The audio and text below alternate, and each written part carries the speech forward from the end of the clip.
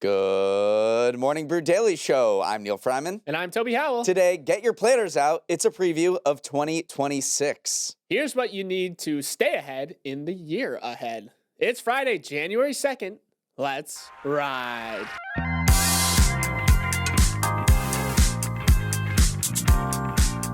Good morning. Hope you all had a great New Year's Day. Unfortunately, I'm already behind on my resolution to read 366 books. We've got a really fun special episode for you this morning, a preview of the year 2026. Of course, there will be plenty of twists and turns along the journey to next New Year's, but there are already a bunch of major events sharpied on the calendar that you'll want to know about to help you plan ahead or just get excited for. And finally, I will offer up some spicy hot predictions about what I think is going to happen this year, and Neal will tell me just how right or wrong he thinks those are. But first, a word from our sponsor, Rubric. Neal, sometimes these AI agents remind me of that over-enthusiastic gym bro who means well but ends up dropping a weight on your foot. They are just moving too fast and not really aware of their surroundings. That couldn't be me, Toby, but that is why Rubric Agent Cloud exists. It's the only platform that actually lets you monitor, govern, and rewind what your AI agents do. Rubric gives you total visibility, policy guardrails, risk scoring, and that clutch rewind button that restores everything in minutes, way faster than recovering from leg day. Hospitals and banks already trust it because they can't afford a digital gym bro going wild. If your business relies on AI agents, you need the ability to monitor, govern, and rewind their actions. Right now, our listeners get exclusive early access to Rubric Agent Cloud. Head to Rubric.com, that's Rubric.com, Rubric.com. Let's start with a special someone celebrating a big birthday this year. The United States of America. 2026 marks 250 years since the Declaration of Independence was signed in 1776, and the country is going all out for its semi-quincentennial. Throughout the year, you'll find any number of major events that celebrate America's founding and history, from massive firework displays to parades, historical reenactments, and an attempt at the single largest flag-waving celebration. There will also be a lot of reflecting about what it means to be an American and what America means to the world 250 years after TJ wrote about life, liberty, and the pursuit of happiness. Polls show that Americans are less patriotic today than ever before. A Gallup poll last year found that 58% of U.S. adults say they're very or extremely proud to be an American, compared to 87% right after 9/11. I think it'll also be interesting to see the competition for who takes center stage during this birthday celebration. Philadelphia has been kind of maneuvering itself and trying to become the epicenter because, First and Second Continental Congress met there. Declaration of Independence was adopted in Philadelphia. So Gritty. It's gritty, an American icon. So it's definitely trying to cement its place. But then you have Washington, D.C., which is the actual capital. New York is the media capital, the cultural capital. It's where Morning Brew Daily is centered. So I think each one of those cities is trying to become like the main venue for this. So it'll be interesting to see how they play their cards. This is a national celebration, though. It's going to touch every single state. Each state has its own America 250 commission. So you will see everything that you laid out happen all across the country. The security, crowds, and management of all of this is going to be fascinating as well. How do you do security for the largest flag waving ceremony? How do you do security for these massive gatherings that are going to happen throughout the year? So I think crowd management is a less sexier storyline, but an important one as America enters its semi-quincentennial. Nice, you nailed it. I also think a big winner for this will be history media, right? Like I imagine that Hamilton will be pretty much sold out through its run in 2026. Ken Burns just came out with an American Revolution documentary. I think it'll be a time where people will revisit history and especially American history. And it was one of your trends for the year was that history is a booming business. And I think that's only going to get bigger this year. Speaking of media people, Taylor Sheridan, who, has made every single show your dad scenes, Yellowstone, Landman, etc. Remember, America 250 also has to do with his eventual departure from Paramount because David Ellison, who's the owner of Paramount, was trying to get him to make a show about America 250. And he's like, don't tell me what to do. And so he is absconding to go to NBC Universal. So I don't know how you trace a through line from, our founding fathers all the way through to Yellowstone and Taylor Sheridan, but there is a through line there. Somehow they're all connected. Speaking of a through line, there's another big moment in Americana this year that I want to mention. Route 66 is celebrating its 100th birthday as well. It was first declared a federal highway in 1926. It's considered the mother road of the United States, and it runs 2,448 miles from Chicago to Los Angeles. So if you're looking for a road trip or a vacation, all these businesses and states and cities along Route 66 are going to be doing celebrations for the 100th anniversary of that road. My embarrassing fact about Route 66 is that I thought it came from the movie Cars. I didn't know it was based off of a real road. I was young when I saw Cars, okay? You're very impressionable, so there is really a Route 66 out there. Go drive it. All right, moving on. This year also brings midterm elections where voters will express their satisfaction or dissatisfaction with existing political leaders. The storyline that will dominate most election campaigns is affordability. According to a recent Politico poll, nearly half of all Americans are struggling under the pressures of groceries, utility bills, healthcare, housing, and transportation. The same poll revealed that more than a quarter of respondents said they skipped a medical checkup because of costs within the last 2 years. It also shows that leisure activities seem out of reach for many, with 37% saying they could not afford to go to a sports event with their friends or family. So as these election campaigns ramp up, Neal, I think the A word is on top of a lot of people's minds. We could be seeing a redux of 2024, which was the largest election year in the history of the world, and that was known as the inflation election. Every governing party facing election in a developed country that year lost vote share, which was the first time that had ever happened on record in 120 years. That was a rebuke of leaders because everyone around the world was facing inflation concerns that year. They booted the party leadership because they couldn't afford the cost of living. Seems like those problems have not gone away as we enter 2026. And right now, at least in the United States, the Republicans control the White House and both chambers of Congress. I was checking out Kalshi, and we recorded this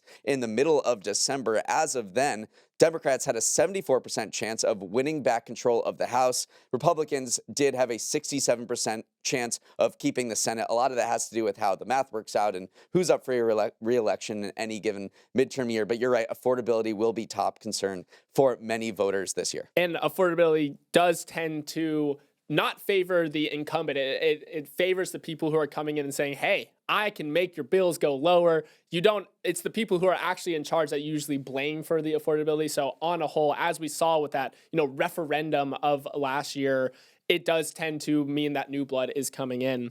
The other issue that will dominate this election calendar is AI, namely the electricity that AI requires. There's a lot of anxiety around the country over rising electricity costs and the hungry hippo data centers that are eating up all the power. The typical AI data center uses as much electricity as 100,000 homes, according to the International Energy Agency. So in places like California, Georgia, Michigan, Ohio, and Texas that are data center hotspots and congressional battleground states, fast rising electricity bills are going to play a major factor.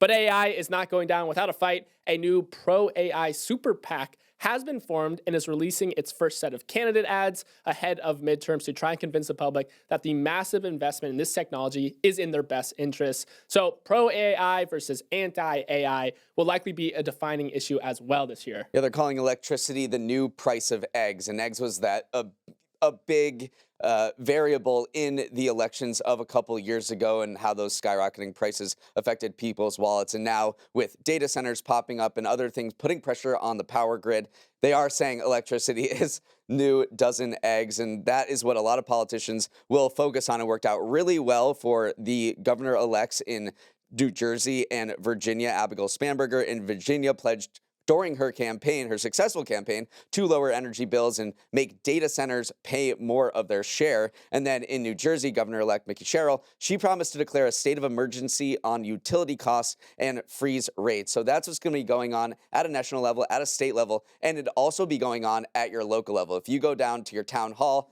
There's probably going to be a huge fight about a data center coming in, and there will be a lot of folks who are pushing back on that, saying we don't want to pay more utility costs. You already see it in places like Tucson, which forced Amazon to pull the plug on a data center there. So from the national level to just your local town hall, electricity and data centers and AI will be a huge battleground.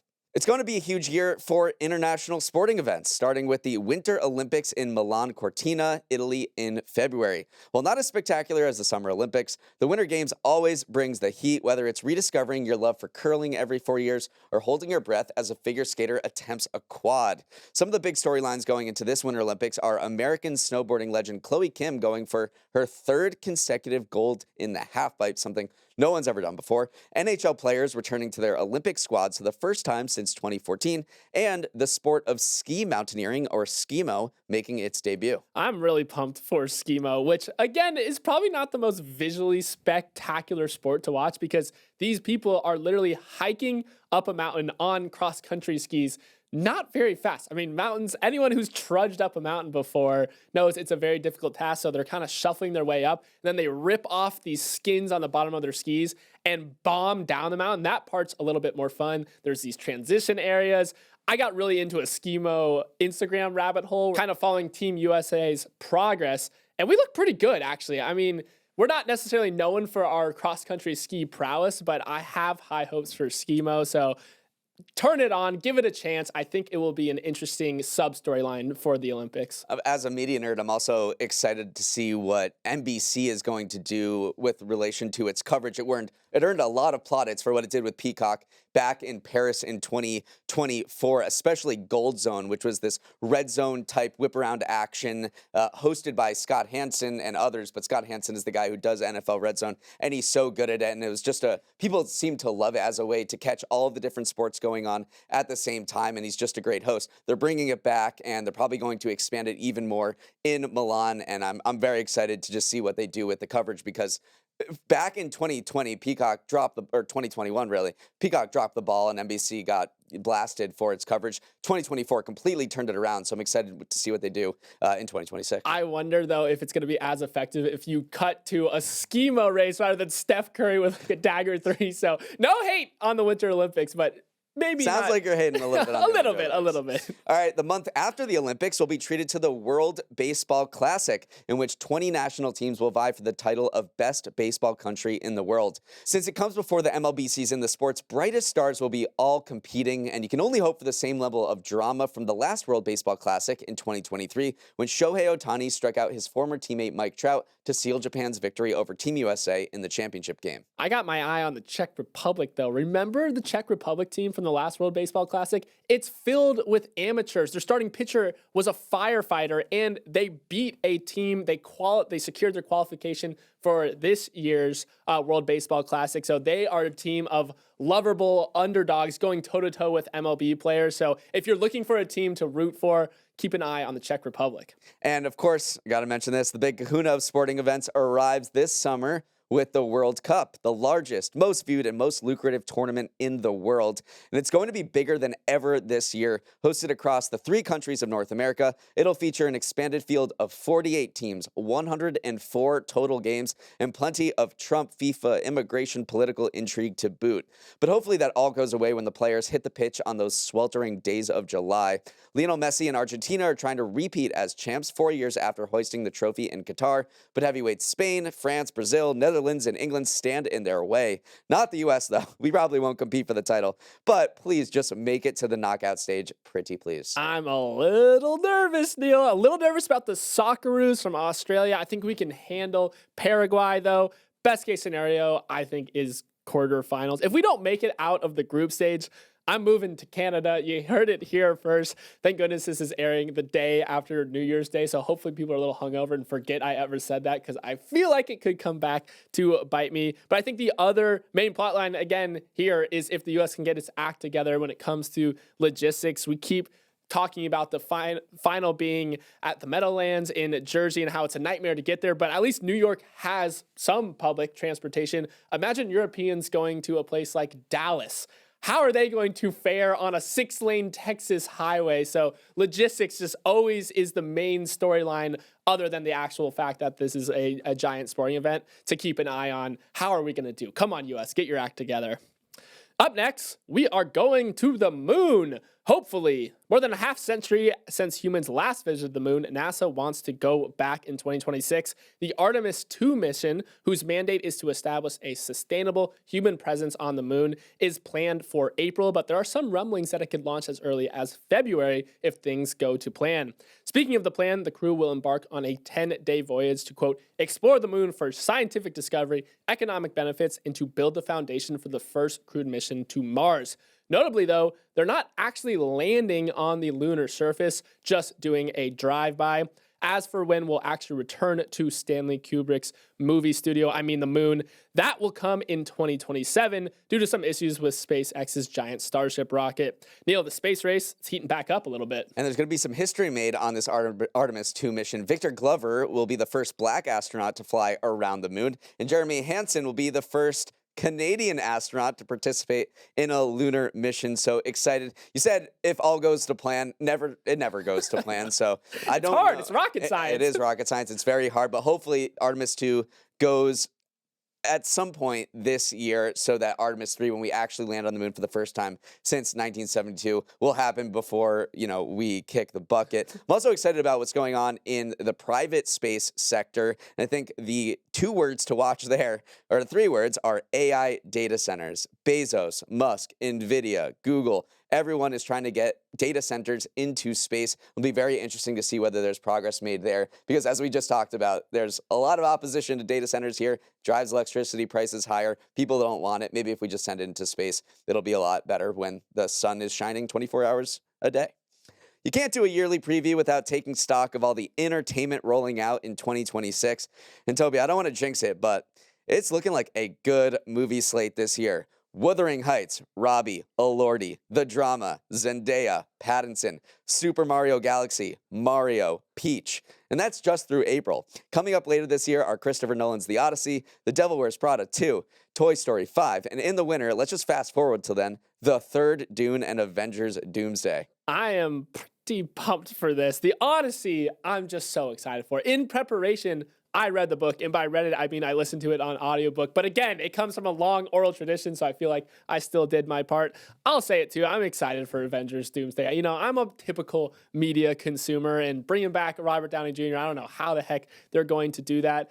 Dune, come on. The Dune movies were so fun the last couple of years, so excuse me for being very excited for this slate, but I think you're right. It is jam-packed. And then let's talk about TV.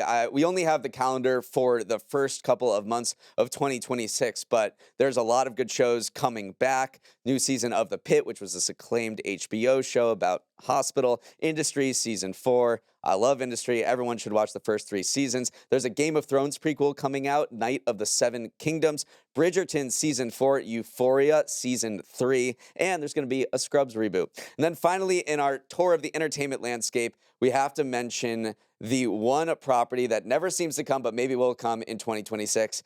You guys know what I'm talking about? Yes, it is Grand Theft Auto 6. It was supposed to come in 2025. Then it was supposed to come in spring of 2026. And then recently they pushed it back to the fall, November of 2026. Toby, do you actually think it's going to be released in 2026? I don't know what the internet is going to do when they run out of jokes of X happened before Grand Theft. We got the next Grand Theft Auto. So that is kind of the backbone of the internet. Maybe they'll just never release it. They have to at this point. They have to. And when it comes, it should be one of the best, if not the best-selling game of all time. It's been over a decade now, and people are just waiting with great anticipation to play this game. Over, under, moon landing, or Grand Theft Auto? Which happens first? God, I don't know. Maybe the next Grand Theft Auto will have a moon landing feature, and then it's 2 birds with 1 stone. All right, we're going to take a quick break and come back with more 2026 right after this. Okay, besides America's 250th birthday and Route 66 100th year anniversary, there are some other anniversaries and milestone years coming in 2026. It's the 50-year anniversary of the birth of Apple Computer, which was pretty cool. So 50 years ago, Apple was started by Steve Wozniak and Steve Jobs famously in that garage in 1976. It's the 25th anniversary of 9/11. It is the 10th anniversary of Brexit. And it is the 500th anniversary of the formation of the Mughal Empire.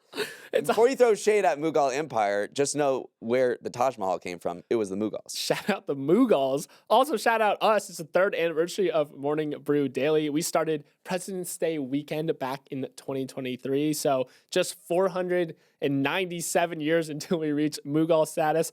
Also, they did give us the Taj Mahal, so we got to up our cultural impact as well. What have we given the world? Let's ride. I think that's on the same par.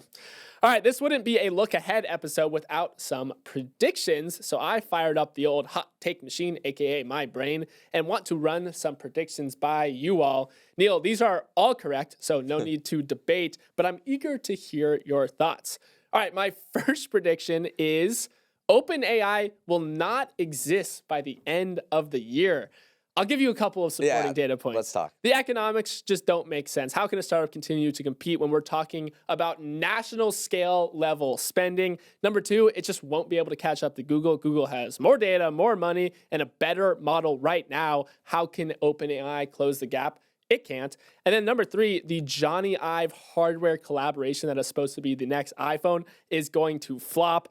That one is more of vibes based because we don't know what it is yet, but unless it's some sort of really cool wearable that isn't a glasses or a pendant, I'm not very bullish on it. So all of those factors, it's going to collapse under its own weight. Yeah, I guess when was the last time a company collapsed when its product was being used by 900 million people every month? That's a really good point. But if Google starts eating into the market share, maybe the economics just aren't viable. I think it's much easier for a startup to collapse because you just don't raise another round of funding. So it could be catastrophically fast, more so than like a public company when there's more levers available for yourself. So yes. Just remember one thing, and we know SoftBank is an investor in OpenAI. SoftBank poured $13 billion into WeWork as it was flailing to bail it out. So that's a good point. You always got Masayoshi-san in your corner if you need a couple bills just to stay afloat. Yeah, it might be hyperbole to say it won't exist by the end, but maybe like Microsoft might just absorb it or something like that. I just don't think it's going to be the big name player that it is at the beginning of 2026 by the end of 2026. All right, next prediction. Netflix buys AMC. With Netflix potentially buying Warner Brothers Discovery, a lot of the hand-wringing has been around the future of theatrical releases. Netflix has pinky promised to preserve them, but you want to know how to assuage some of those fears? Buy up the biggest movie chain theater in the world. AMC's market cap, I checked this morning, mid-December, $1.1 billion. Netflix is $423 billion.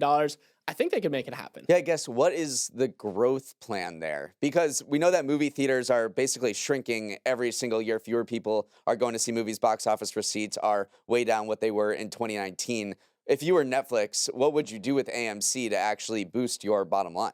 I think you just have the content slate to fill the movie theaters with great movies. It really would be doing a solid to the movie-going community. So it's like charity. It's almost charity because you're right. There's not a lot of growth case for buying a theater chain when you don't think that's a growing business model.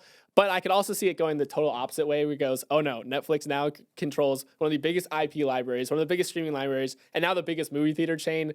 It's not going to help your anti-monopoly case right there. But I was peering through some Reddit threads. People have suggested it before in this context of saying like, hey, you want to know, we'll just have a vested business interest in keeping theaters alive because we own AMC now. So there's some chatter about it, but you're right. Maybe doesn't make the most. I keep arguing against myself by the end of these. That's what I love doing. I do a little poke and then you just spiral. No, I'm sticking with it. Netflix buys AMC. All right, my next one. TikTok falls out of the top 10 most downloaded apps list. This is another way of saying that TikTok loses some of its cultural heft. I think prioritizing TikTok Shop has turned it basically into an affiliate slop fest at this point. It was supposed to be, the new search engine. There was reports that it's going to take over Google's throne. This is where all the kids are going for their restaurant recommendations, to just go and search things. But since there's this buck to be made there, it's attracted an e-com crowd, which don't necessarily drive culture. I think you can find more culture on Instagram Reels now, which was not always the case. Long term, it's not a good thing for TikTok to lose some of that cultural heft. So the joke was that for many years now, it's that you would see something on TikTok and then you would see it on Instagram Reels a couple weeks later, and then you'd see it on Facebook a couple months later, and then you'd see it on LinkedIn next year. But you think Instagram has changed the tide a little bit? I don't have TikTok, but I do have Instagram. Right, and you're basically a barometer for all things cultural right there. So if Neal Freyman doesn't... No, I think you are right. That used to be the joke, but I do think it's not fully switched yet, but I do think TikTok Shop just turned a lot of people off of TikTok, because you go on there. I don't go on there anymore either, because you just get shop. And it's, even if it's not a shop video, it's someone indirectly affiliating, linking towards a TikTok shop. So the decision to double down on the e-com aspect of it might have been the short-term thing to do in terms of money making, but long-term, I do think it diminishes its cultural heft. And we are seeing it kind of slip in the App Store download rankings. Also, just all the hullabaloo around it with trying to reshore its US operations with Oracle and everything. I think people have a bit of TikTok fatigue, so we might see it just start to slowly decline over 2026. Isn't that such a hot take? A slow, imperceptible decline. All right, my final hot take or prediction of the year is that Times Person of the Year will be Timothée Chalamet for Saving Theaters. He will win the Best Oscar for Best Actor. He will marry Kylie Jenner. He will star in Dune. He might buy AMC theater chains himself. The year of Chalamet will be 2026. And he had a pretty epic 2025. So to actually beat that out in 2026 would be incredible. He would have to go back on College Game Day and do something crazy, because that was one of the best appearances of all time. But yeah, I think from both of us, we love Chalamet. I don't know if it's Time Person of the Year level, but then again, an entertainer did win pretty recently, Taylor Swift. So he's got to do something on the equivalence of the Eras Tour. So just to put a bookend on this, here are all my predictions. OpenAI. And say whether you still believe them after talking about. Okay. OpenAI will not exist by the end of next year. That's a 5 out of 10 out of me. Netflix buys AMC. TikTok falls out of the top 10 most downloaded apps list. And Timothée Chalamet wins Time Person of the Year. Pretty solid list, if you ask me. We'll check back in January 2nd, 2027, and see how those went. Okay, that is all the time we have. Thanks so much for starting your morning with us, and have a wonderful Friday. We're getting back to regularly scheduled news programming on Monday, so get excited for that. I know we are. If you want to get in touch, you can send a note to Morning Brew Daily at morningbrew.com or DM us on Instagram at MB Daily Show. Let's roll the credits. Emily Milliron is our executive producer. Raymond Lute is our producer. Our associate producers are Olivia Graham and Olivia Lake. Uchenna Ogu is our technical director. Hair and Makeup is still writing 25 as the date. Devin Emery is our president, and our show is a production of Morning Brew. Great show today, Neal. I wish you all well.